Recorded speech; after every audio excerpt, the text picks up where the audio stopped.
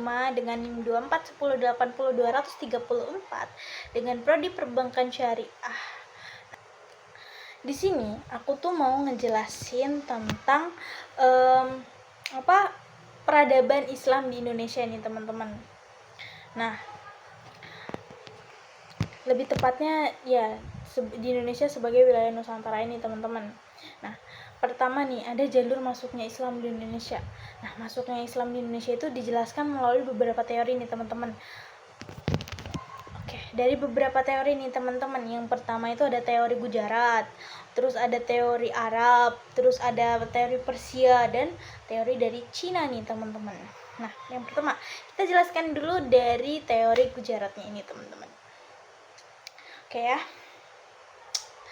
Teori ini itu menyatakan bahwa Islam itu masuk ke Indonesia melalui India teman-teman. Nah, khususnya itu wilayah Gujarat teman-teman. Nah, sekitar pada abad 1300 Masehi teman-teman.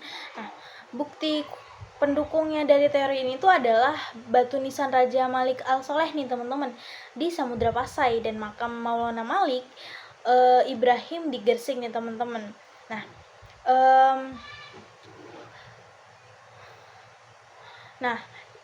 di Gersik, nah yang memiliki bentuk serupa dengan batu nisan dari Gujarat. Jadi kayak ya ini salah satu buktinya lah. Nah, karena kesamaan tersebut, sejarawan Belanda itu menyimpulkan bahwa teori Islam itu dibawa oleh pedagang Gujarat teman-teman dari India atau pedagang Muslim dari India teman-teman. Nah, yang kedua nih ada teori Arab. Nah, teori Arab menyebutkan bahwa Islam itu masuk langsung dari Makkah atau Jazirah Arab sejak abad ke-7 Masehi nih teman-teman. Nah, teori ini diperkuat oleh catatan penjajahan pendeta Buddha I atau namanya Tesing teman-teman yang menemukan pemukiman Arab Muslim di wilayah Barus dan Palembang nih teman-teman. Nah, teori ini tuh menegaskan bahwa Islam itu telah hadir di Nusantara sejak pada masa awal perkembangan Islam tuh teman-teman. Jadi Islamnya berkembang terus juga menyebarkan agamanya juga sampai ke Indonesia nih teman-teman. Nah, terus dari teori Persia nih teman-teman. Nah, teori Persia itu didasarkan pada kesamaan tradisi dan budaya antara Islam, Indonesia dan Persia. Persia itu lebih tepatnya Iran ya teman-teman. Nah, contohnya itu adalah peringatan 10 Muharram nih teman-teman, seperti upacara tabwik di Sumatera Barat, terus ada bubuk syuro di Jawa. Selain itu ada ajaran tasawuf dari Syekh Siti Jenar yang dianggap memiliki kemiripan dengan ajaran sufi Persia seperti Al-Halaj teman-teman. Nah, lalu ada dari teori Cina nih teman-teman. Nah, dari Cina itu menyatakan bahwa Islam itu masuk melalui Muslim dari Cina teman-teman, khususnya di wilayah Jawa. Hal ini itu diperkuat oleh catatan dinasti Tang dan silsilah Raden Fatah teman-teman. Tahu nggak Raden Fatah yang pendiri Demak itu loh teman-teman. Nah, yang disebut itu memiliki keturunan Cina juga teman-teman. Nah, penggunaan istilah-istilah Cina dalam sejarah Demak itu juga makin memperkuat teori Cina ini teman-teman. Bagaimana Islam itu masuk ke Indonesia melalui teori Cina ini teman-teman. Nah, terus ada strategi dakwah Islam di Indonesia. Nah, dari segi yang pertama nih, perdagangan. Nah, keberhasilan Islam itu kan meluas di Indonesia tidak lepas dari strategi dakwah yang tepat. Yang pertama itu ada perdagangan. Nah, perdagangan itu merupakan media dakwah utama. Para pedagang muslim itu menunjukkan akhlak yang baik, jujur, dan amanah sehingga menarik simpati masyarakat lokal nih teman-teman. Nah, melalui jalur ini Islam itu menyebar secara alami di wilayah pesisir. Kayak contohnya gini teman-teman, kayak kok pedagang itu baik banget ya, jujur banget ya, kayaknya agamanya bagus deh temen. Jadi orang tuh kayak secara alamiah dinya itu kayak kepo terus mempelajari agama Islam teman-teman gitu. Nah, lalu ada dari perkawinan nih teman-teman. Nah, banyak pedagang muslim itu menikah dengan wanita pribumi. Melalui pernikahan inilah Islam itu masuk secara jalur keluarga lah teman-teman, istilahnya gitu. Nah, masuk ke dalam jalur keluarga, bangsawan, dan elit masyarakat. Jadi Islam tuh bisa gitu masuk dari berbagai jalur gitu loh teman-teman. Nah, sehingga penyebarannya Islam tuh semakin kuat dan luas. Jadi kan Islam nikah nggak boleh beda agama, jadi mau nggak mau harus ikut agamanya gitu. Nah, lalu dari segi pendidikan nih teman-teman. Nah, para ulama itu mendirikan lembaga pendidikan Islam seperti pesantren, terus ada dayah di Aceh, dan surau di Minangkabau. Surau tuh musola ya teman-teman. Terus lembaga-lembaga ini menjadi pusat penyebaran ajaran Islam dan pembentukan generasi muslim nih teman-teman. Jadi lewat pendidikan tuh juga penting banget, jadi lebih tahu dalam bagaimana Islam itu seperti apa gitu teman-teman. Terus ada dari kesenian dan budaya nih. Nah, Islam itu disampaikan melalui kesenian dan budaya lokal. Nah, seperti wayang, sastra, dan seni bangunan teman-teman. Pendekatan budaya ini itu membuat Islam lebih mudah diterima oleh masyarakat tanpa menghilangkan identitas lokal masyarakat itu sendiri teman-teman. Jadi kayak contohnya waktu Sunan Kalijaga ya teman-teman, kayak dia itu memadukan antara wayang dan cerita-cerita Islam gitu teman-teman. Jadi keren banget, jadi bisa banget dari kesenian dan budaya nih teman-teman. Jadi kayak unik ya, tapi kepo deh gitu. Jadi masyarakat tuh juga mau akhirnya masuk ke dalam Islam nih teman-teman.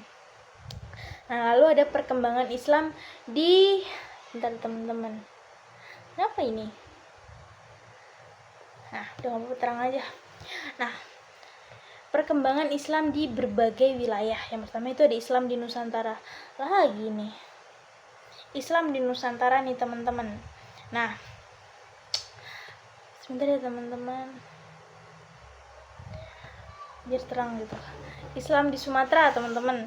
Nah, wilayah pertama yang dimasuki Islam itu adalah Aceh teman-teman, karena paling ujungnya Indonesia banget ya, dengan berdirinya Kerajaan Perlak dan Samudera Pasai.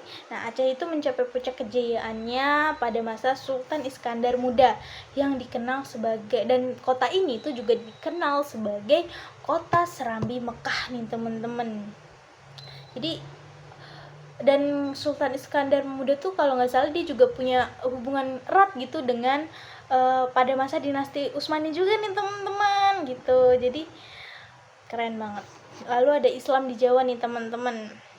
Nah, Islam di Jawa itu berkembang pesat di bawah seiring melemahnya Majapahit. Jadi Majapahit kan mulai runtuh tuh. Jadi Islam tuh mulai masuk juga kan di wilayah-wilayah Jawa dan mulai berkembang pesat juga, karena dia tuh dari segi budaya kayak bisa memadukan lah. Jadi masyarakatnya itu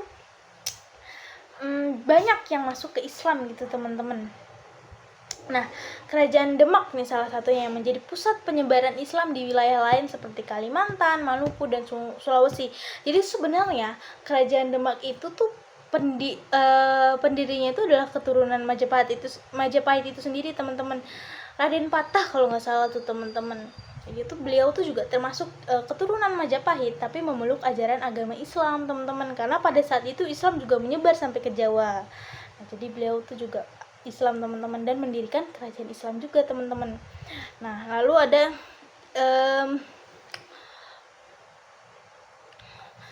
dan di sini peran Wali Songo tuh juga sangat berperan penting dalam penyebaran Islam di Jawa teman-teman. Pasti pada tahu lah para beliau Wali Songo tuh ya. Terus ada Islam di Sulawesi nih teman-teman. Nah, Islam itu resmi masuk ke Sulawesi pada tahun 1605 teman-teman. Nah, ketika Raja Goa itu memeluk Islam dan bergelar sebagai Sultan Alauddin. Setelah itu Islam tuh mulai menyebar ke kerajaan-kerajaan seperti Bone, Wajo, Luwu teman-teman. Jadi kayak rajanya itu juga masuk dalam Islam gitu loh teman-teman. Nah, lalu ada Islam di Kalimantan. Nah, Islam itu masuk melalui jalur Malaka. Kalau dari Kalimantan ya teman-teman, Malaka, Jawa, dan Sulawesi. Nah, peran para mubalik dari Demak dan Makassar tuh sangat penting dalam penyebaran Islam di wilayah Kalimantan ini teman-teman, karena Kalimantan tuh juga luas kan ya teman-teman. Nah, peran mereka tuh sangat berpengaruh banget juga teman-teman gitu. Lalu ada Islam di Maluku nih teman-teman, Maluku dan Papua. Nah, Islam masuk ke Maluku itu melalui perdagangan rempah-rempah dari kerajaan Ternate, Tidore, Bacan, dan Jailolo yang menjadi pusat penyebaran Islam hingga ke Papua nih teman-teman.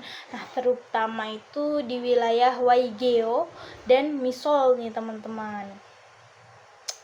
Nah, dampak terus selanjutnya nih, dampak Islam terhadap peradaban Indonesia itu apa sih? Nah, masuknya Islam itu membawa perubahan besar, antara lain yang pertama itu berkembangnya sistem kerajaan Islam, terus munculnya tradisi dan seni yang bercorak Islam, terus menguatkan nilai moral dan sosial masyarakat, lalu terbentuknya identitas Nusantara yang moderat dan toleran gitu teman-teman. Sekian video dari saya mengenai peradaban Islam di Indonesia. Nah, masuknya Islam di Indonesia ini unik banget. Dia tuh masuknya secara damai, adaptif, yang membuktikan bahwa dakwah Islam itu mampu berkembang melalui akhlak, budaya, dan pendidikan. Kayak nggak ada pemaksaan sama sekali teman-teman. Kayak pure emang alami mau gitu. Karena emang unik gitu. Karena pendekatannya itu juga banyak dari segi tadi perdagangan, perkawinan, pendidikan, dan budaya nih teman-teman. Budaya aja bisa loh teman-teman. Nah, ini jadi masyarakat tuh juga mulai penasaran gitu loh teman-teman. Nah, semoga video ini tuh juga bisa menambah wawasan dan pemahaman kita tentang peradaban Islam yang ada di Indonesia ini teman-teman. Semoga materi ini bermanfaat. Mohon maaf bila ada salah-salah dalam pengucapan materi, terus ada salah-salah dalam penyampaiannya. Mohon dimaklumi karena saya sendiri pun juga masih belajar teman-teman. Sekian video dari saya. Billahi taufiq wal hidayah. Wassalamualaikum warahmatullahi wabarakatuh.